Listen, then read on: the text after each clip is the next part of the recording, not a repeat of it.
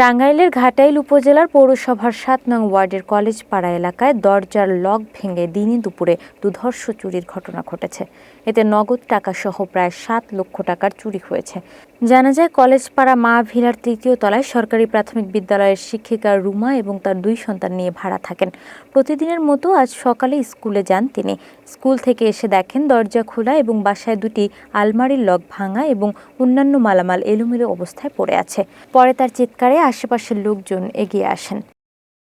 আমার বড়রে ফোন দিছি, আমার শ্বশুরে ফোন দিছি, আম্মুরে ফোন দিছি।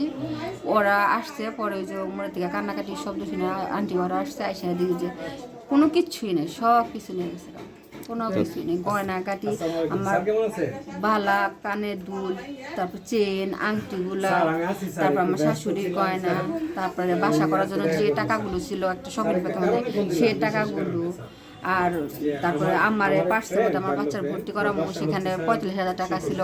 আর তাছাড়াও 22,000, এক সাইডে 23,000, এক সাইডে তাতে মনে করুন 4 ভরি সোনার উপর তো হবই, আর টাকা প্রায় 7 লাখের মতো হবো সবকিছু মিলা গয়না কাটি দিয়া।